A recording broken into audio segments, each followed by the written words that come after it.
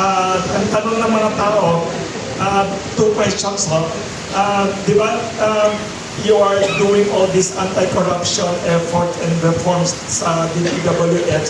Will it affect your projects this year? Kasi some businessmen are concerned because of this fear of corruption and all this horrible scandal.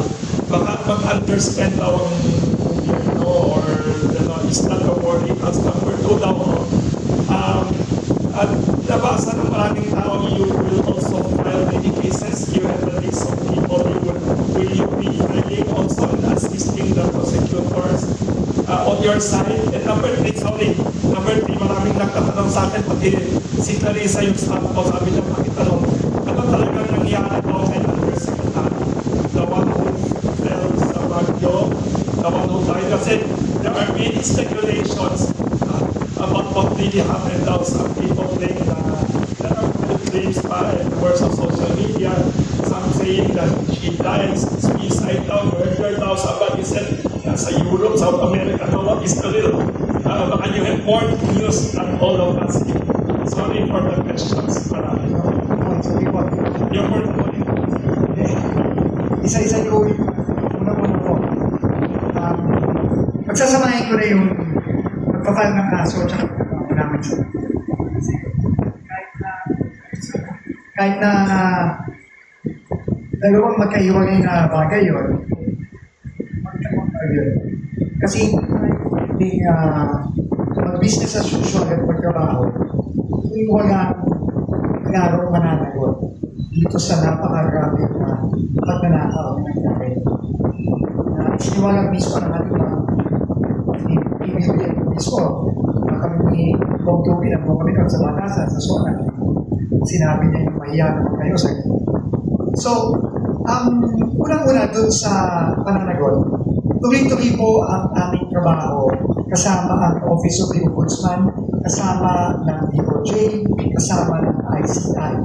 No, tuloy-tuloy po yan. Hindi po yan dito since nung ako mismo ay umupong sa DPWH September last year. No? At mga kaso ngayon, yan po ay pagtutulungan ng DPWH, ng DOJ, ng NBI, ng ICI, at ng Office of the Ombudsman. Nung mag-isang po ng maga, ako po ay nag-istigo dun sa unang kasong final laban kay former Congressman Saldico.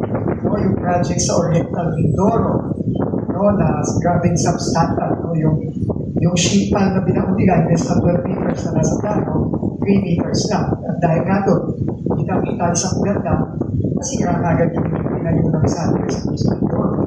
So, ako ay nag-istigo sa Sandigan Bayan na. So, sabi nga po ni PG, na kailangan magtiwala tayo sa proseso. May proseso tayo, talagang pinipilit na pumabilisin dahil lahat naman tayo, galit, lahat tayo, nahihilit. Pero kailangan, siguraduhin, may ebidensya man. Para pagkatapos na yung raya, yung kaso, makakasiguro tayo overthink yung mga dapat mag-do. So, ito pinakailangan. Next ko lang nag-isiguro po ako ng Tuesday. Tingin ko, marami pa akong ganun gagawin sa mga susunod dahil lahat naman po ng kaso base din sa mga iba't ibang mga dokumento na galing sa Department sa DPWH. Mukhang ang susunod kung pupuntahan yung Regional Trial Court sa Davao, yung kaso sa Davao Occidental Ghost Project and sa Vizcaya.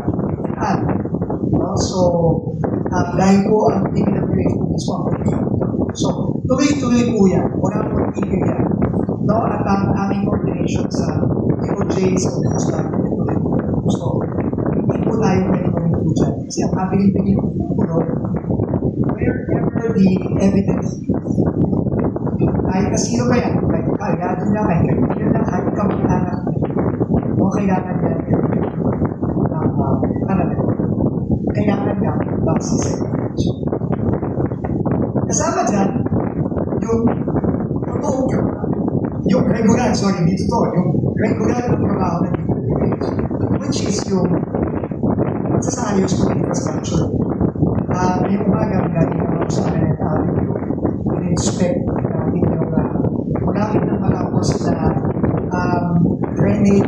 rehabilitation. Kasi yun naman sa akin ating Sir Wilson, Sir Beth, grabe ang budget. Lampas na ang budget. Marami yan ako pa. So, minor na double natin yung capacity ng mga heritage pinag-natin. And i-extend natin yung heritage all the way to San Juan River sa heritage. So, lahat yan ang commitment natin matatapos. Inimulan yan noong September of last year. And matatapos na yan yung sa Araneta by mid-February. And yung connection hanggang Dio Rodriguez sa San Juan River, kaya matatapos na rin before the rainy season. Kasi yan ang kabilin-bilin ng Pangulo.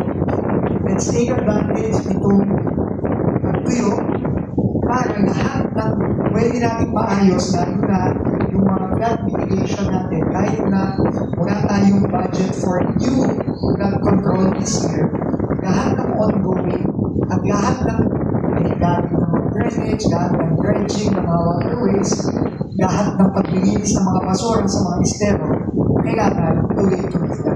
Lalo na ngayon, bago So, ginagawa yan ng sa Metro Manila, ginagawa na natin yan sa Cebu, sa Bacolod, mag-launch tayo sa Rojas City, mag-launch tayo sa Mindanao, at sa iba pang parte, at sa Cotabato sa Mindanao. So, ito po ang trabaho. And last na masasabihin ko about that is, while totoo na halos na lahat ang budget ng DPWH ngayong taon is the lowest budget of the DPWH since 2019, since before COVID. No, roughly 45% ng original budget ng DPWH nawala at dilipat sa mga importante mga servisyo. Kahit na gano'n, sabi ng Pangulo sa kanyang budget message, it's not just about yung dami ng laki ng budget, it's about spending the budget wisely. Ang ibig sabihin ng Pangulo doon, paraphrase it. Basta hindi lang nakawin ng pera, at gagamitin sa project para sa tao, kahit na mababa pa yung budget, okay. And yun, ang gagawin natin. This year, okay. Yun ang public service. Yun, kahit na short, yung namatay na Sorry. yung 6 Korea. Alam mo, Maraming nagtatanong. alam ko, this day and age, madami. Conspiracy Yes, theories na marami.